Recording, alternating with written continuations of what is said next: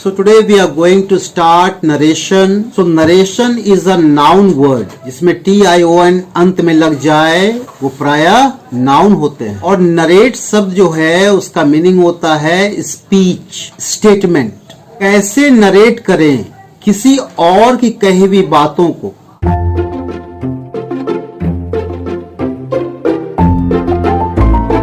आप लिटरेचर पढ़ते हो, कुछ भी लिखना है, सारे चीज में क्या करना पड़ता है, किसी कही हुई बात को बोलना पड़ता है। जैसे कि राम हमको मिला और कहा आई एम हैप्पी। ध्यान सुनिए, Ram said I am happy, sir said I am happy. ये बात को घर में बोलना है। पहला कंसेप्ट क्या है, किसी की कही हुई बात को अपने शब्द में बोलना।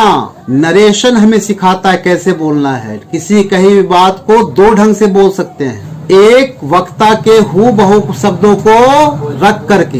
Ram said I am happy, Ram कहा मैं खुश हूँ। राम ना खुश है, हमको कहना है कि जानते हो राम कंपटीशन क्रैक कर लिया, बड़ा बोला खुश है। कैसे बोलेंगे, राम कहा कि वो खुश था।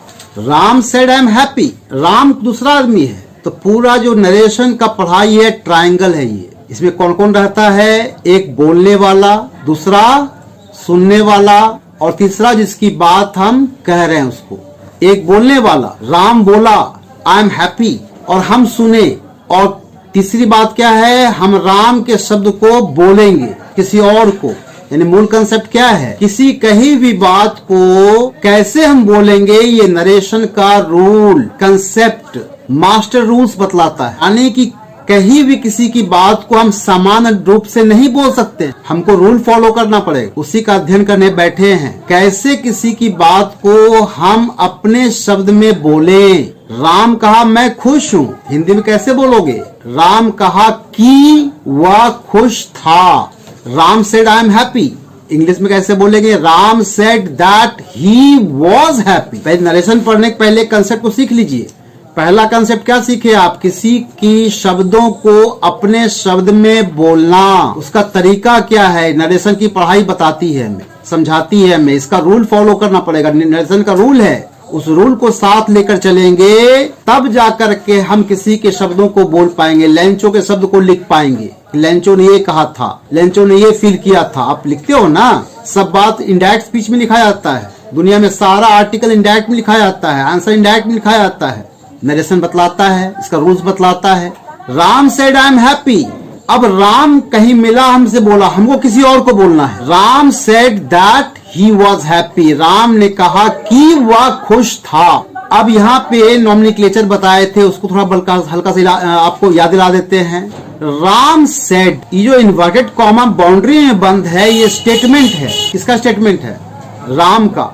आई एम हैप्पी ये राम कहा था, उसको बाउंड्री में बंद कर दिए। किसी का बात को, जो बात कोई बोला उसको हर्ष में लिखने में क्या करते हैं हम लोग, कोटेशन मार्क में बंद कर देते हैं। इसका इसलिए नाम पड़ा है कोटेशन मार्क। इन्वर्टेड कॉमा भी कहते हैं, कॉमा को इन्वर्ट कर दो, double inverted comma, commas. Yes और नो, किसी कही हुई बात को इन्वर्ट कॉमा में बंद किया जाता है कि भैया ये किसी और की कही हुई बात है। अपने शब्द में बोलने के लिए नियम यहां से स्टार्ट होता है। पहला मास्टर रूल क्या है, पहले समझ लो नॉमिनक्लेचर। इसको ऑपरेशन पोस्टमार्टम करते हैं। Ram said I am happy को, ये सभी नरेशन डायरेक्ट स्पीच का पोस्टमार्टम हो जाएगा, एक को सीख लोगे तो। राम सेड यानी इन्वर्ट कॉमा के बाएं तरफ, वो कॉमा के बाएं तरफ को कहा जाता है रिपोर्टिंग स्पीच। क्रिया को reporting verb, subject reporting subject. अब कोटेशन मार्क में जो बंद है उसको कहते हैं रिपोर्टेड स्पीच, कहा हुआ कथन। किसका कहा हुआ कथन, राम का कहा हुआ कथन। बोला राम आई एम हैप्पी। तो मास्टर रूल, पहला रूल कहता है, फर्स्ट कंसेप्ट, कि हमको पहले देखना है वक्ता किस, उसका क्रिया, रिपोर्टिंग स्पीच का क्रिया क्या है। यही से रूल स्टार्ट होता है। पहला rule, basic rule, reporting speech का क्रिया कौन टेंस में, पहले वो देखेंगे। कौन टेंस में है, पास्ट में है। जैसे पास्ट में होगा दाएं तरफ स्टार्ट हो जाएगा बदलना। फलना ने ये कहा था जहां आवे, दाएं तरफ का टेंस बदलेगा कॉरस्पॉन्डिंग पास्ट टेंस में। कॉरस्पॉन्डिंग को समझेंगे समकक्ष पास्ट में। सिंपल प्रेजेंट का समकक्ष क्या है, सिंपल पास्ट। प्रेजेंट कंटिन्यूअस का पास्ट कंटिन्यूअस, प्रेजेंट परफेक्ट का past perfect, present perfect continuous का past perfect continuous.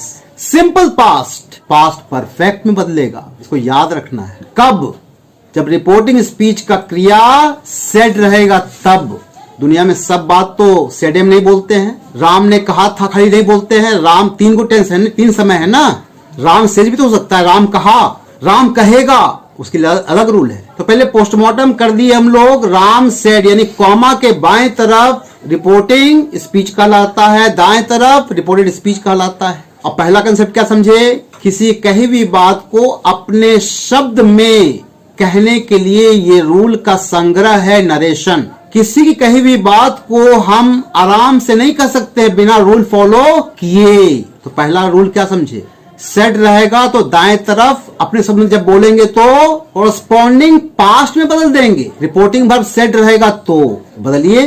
Ram said I am happy, तो राम सेड का बाद रूल क्या कहता है? कॉमा को हटाना है। अगर हमको कॉमा को हटा देना है अपने शब्द बोलने के लिए, और उसके बदले में दैट लिखना है, connected that. Ram said that, Ram के अनुसार बदलेगा आई एम हैप्पी। आई किसके लिए है? राम के लिए है। तो ये लॉजिक कहता है, हम और फॉर्मूला में नहीं जाएंगे। लॉजिक कहता है कि राम ने कहा आई एम हैप्पी और हमको बोलना है ये लाइन को, तो कहेंगे वह हैप्पी था, तो क्या बदलेंगे? आई बदल देंगे ही में। Ram said that he was happy, Ram कहा कि वह खुश था। लॉजिक लगाना है कि राम का शब्द कोटेशन में क्या था, क्या कहा था? I am happy. हमको बोलना है क्या बोलेंगे? मैं खुश हूं। कि राम ने खुश था, वह खुश था, ये नहीं बोलेंगे। किसी की कही हुई बात को स्पोकन इंग्लिश में 2 भिन्न भिन्न तरीके से कही जा सकती है। एक डायरेक्ट स्पीच और दूसरा indirect speech. Ram said I am happy, इसी को एग्जाम्पल ले चलते हैं हम लोग। दुनिया का सारा सेंटेंस में ये लागू हो जाएगा। ये समझ गए? सब समझ गए। हमको बोलना है कि जानते हो राम मिला था, बोला मैं खुश हूं, हो गया, भाषा बोल दिए। Ram said I am happy, ये क्या हो गया? Direct narration. क्यों? वक्ता के हूबहू शब्दों को रखकर इंग्लिश बोला गया, कोटेशन मार्क में लिख करके, क्योंकि राम का शब्द था वो। अपने शब्द में बोलना है, कॉमा को हटाएंगे, इन्वर्ट कॉमा साफ। राम सेड दैट, कॉमा को हटाएंगे और दैट का प्रयोग करेंगे कनेक्टर। ब्रिज को स्टार्ट कर दिए, अब घुस गए रिपोर्टेड स्पीच में। Ram said that he was happy. I am happy का प्रेजेंट सिंपल प्रेजेंट टेंस हुआ ना, ये बदलेगा सिंपल पास्ट में। ही वॉज हैप्पी, क्लियर हो गया। Simple present change to simple past. Reporting verb is in past tense. Ram said, clear हो गया। जब स्पीकर के हूबहू शब्दों को उसी के शब्दों में भाषा बोलने में कहते हैं, तब उसको कहा जाता है कि हम डायरेक्ट स्पीच में बात कर रहे हैं, भाषा को बोलने के लिए, अभिव्यक्त करने के लिए। Ram said I am happy, Ram जो बोला बोल दिए। राम बोला मैं खुश हूं, जानते हो राम मिला था, राम बोला मैं बहुत खुश हूं। एग्जाम्पल एक और लिखिए, he said I am hungry. कोई ही मिला, राम श्याम जो भी मिला, हमको बोला मैं बहुत भूखा हूं। आई एम हंग्री, मैं भूखा हूं। हम भाषा बोल दिए कि जानते हो राम मिला था, बड़ा गरीबी से गुजर रहा था, वो घर छोड़ दिया है और बोला आई एम हंग्री, मैं भूखा हूं, मुझे कुछ खाना खिला दीजिए, कुछ पैसे दे दीजिए। बोल दिए कि जानते हो राम, तुम लोग जानते हो जी? हाँ राम को जानते हैं सर। बड़ा बुरा स्थिति गुजर रहा है वो। जानते हो क्या बोला? I am hungry. अपने शब्द में कैसे बोलेंगे? He said, reporting verb past में, कॉमा हटाएंगे दैट, आई के बदले क्या लगाएंगे? ही, एम के बदले was hungry. I am hungry simple present बदला पास्ट में, क्योंकि रूल कहता है रिपोर्टिंग वर्ब अगर रहेगा पास्ट में तो दाएं तरफ का जो रिपोर्टेड स्पीच है वो कॉरस्पॉन्डिंग अपने टेंस में बदल जाएगा। सिंपल प्रेजेंट का कॉरस्पॉन्डिंग टेंस क्या है? Simple past. किस्सा खत्म। तो क्या देखे आप? डायरेक्ट से इनडायरेक्ट बदलने वक्त कॉमा को हटा दिया जाता है और दैट कनेक्टर का प्रयोग किया जाता है, और रिपोर्टेड स्पीच के सब्जेक्ट जो आई है अपने लॉजिक के अनुसार उसको बदल दिया जाता है। अभी 3 बात सीखे हो, कॉमा हट करके दैट सेड रिपोर्टिंग वर्ब रहा, दाएं तरफ का टेंस बदलेगा corresponding past tense. Reported speech का आई एम हंग्री जो लिखे हो सब्जेक्ट, वो बदलेगा लॉजिक के अनुसार। आई किसके लिए है? ही के लिए। He said I am hungry, he said that he was hungry. क्या बोलते हैं? He said I am hungry, उसी का बात को बोलते हैं हम। तो अपने शब्द में फिर कैसे बोले हम? अपने शब्द में बोले कहा हम? He said that he was hungry, वह कहा कि वह भूखा था, क्योंकि 1 मिनट पहले बोला हमको वो, और हम आपको शेयर कर रहे हैं। नेचुरली पास्ट में चल जाएगा, एकदम लॉजिकल रूल है, क्लियर हो गया? Difference between direct and indirect speech क्या है? डायरेक्ट स्पीच को इन्वर्ट कॉमा में रखा जाता है। डायरेक्ट स्पीच का सेंटेंस कुछ भी लिखिएगा तो जो सब्जेक्ट बोला उसको कहां रखते हैं? कोटेशन मार्क में रखते हैं। और इनडायरेक्ट स्पीच में क्या अंतर है? इन्वर्ट कॉमा को हटा दिया जाता है, तब ना अपने शब्द बोलेंगे। वो जो बोले हम, अब पूरा सेंटेंस बन गया, एक सेंटेंस बन गया। अब राम का शब्द नहीं रहा वो, हम राम के शब्द को कोट करके अपने शब्द में बोल रहे हैं, अब मेरा सेंटेंस हो गया वो। इसलिए there is no need of quotation mark. Quotation mark तो है जो राम बोला उसको जोड़ देने के लिए, भैया तुम बोले थे ये बात। डायरेक्ट स्पीच में रिपोर्टिंग वर्ब के बाद कॉमा रहता है, लेकिन जब अपने शब्द में बोले इनडायरेक्ट स्पीच में कॉमा रहा? कॉमा नहीं रहा। इनडायरेक्ट स्पीच में कॉमा हटा करके सही दैट लगा दिया जाता है। तीसरा चीज, उसी को एग्जाम्पल को देख के देखिए, आई एम हंग्री को he said I am hungry को देखिए आप, डायरेक्ट स्पीच ऊपर लिखा हुआ है, इनडायरेक्ट अब बदले हैं। डायरेक्ट स्पीच का पहला लेटर कैपिटल होता है, जब इनडायरेक्ट में बदलेंगे तो प्रोनाउन संबंधी चेंज अपने लॉजिक के अनुसार करना होगा, रिपोर्टिंग स्पीच के सब्जेक्ट के अनुसार। Ram said I am hungry रहता तो Ram said that Ram was hungry यही लिखते, तो क्या राम दो बार रिपीट कीजिएगा एक सेंटेंस में? नाउन दो बार रिपीट नहीं होता है। Ram said I am hungry, क्या बदले? Ram said that he was hungry. Ram said that Ram was hungry, जल्दी बोलिए। Ram said that Ram was hungry सही है, लेकिन रूल क्या करते हैं यहां पर? क्या होगा? प्रोनाउन नाउन संबंधी एरर हो जाएगा। In one sentence you can not repeat twice noun, इसलिए नाउन के बदले क्या लिखे हम? प्रोनाउन। राम के बदले उसका नौकर को ला दिए ही। Ram said that he was hungry, कोई दिक्कत? ये आई किसके लिए था? राम के लिए था। आई राम के लिए था, इसलिए ही लगाए राम के लिए। क्योंकि राम फिर लिखेंगे तो दो बार राम राम हो जाएगा, और राम राम दो बार रिपीट नहीं हो सकता है, कोई नाउन दो बार रिपीट नहीं होता है सेंटेंस में।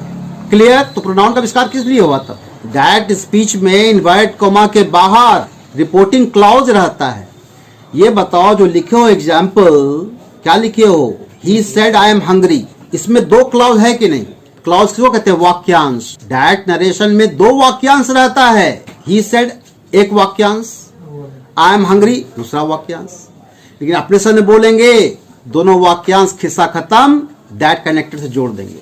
तो डायरेक्ट स्पीच में इन्वर्ट कॉमा के बाहर रिपोर्टिंग स्पीच रहता है। अब ये जो पढ़े अभी तक आप दो सेंटेंस लिखे हो, अब देखो डीप में जा रहे हैं। Ram said I am happy, he said I am hungry. अब रिपोर्टेड स्पीच का सेंटेंस पे जाओ, उस सेंटेंस को भी देखना होगा आपको। अब हम थोड़ा डीप में जाएंगे। ये दोनों सेंटेंस कौन सा टाइप सेंटेंस है? कितने प्रकार के सेंटेंस होते हैं? 5 प्रकार के सेंटेंस होते हैं। असर्टिव, चाहे affirmative, interrogative, imperative, exclamatory, optative. ये 5 सेंटेंस को देख करके हम बोले डीप में जाएंगे। अब 5 सेंटेंस को देख के बदलेंगे। अभी जो दोनों बनाए सब इजी था वो, क्योंकि कौन सा केस है वो? अफर्मेटिव केस है। स्टेटमेंट केस है, कुछ नहीं स्टेटमेंट में। क्या स्टेटमेंट का पहचान है? कैपिटल से स्टार्ट, फुल स्टॉप से अंत। कुछ मत करो भैया, कॉमा हटाओ, दैट लगाओ, कोरस्पॉन्डिंग बदल दो, रिपोर्टेड स्पीच कोरस्पॉन्डिंग टेंस में बदल दो, किस्सा खत्म। लेकिन दूसरा टाइप सेंटेंस रहेगा तो फेरा है यहां पर, तो फिर नया रूल लागू होगा।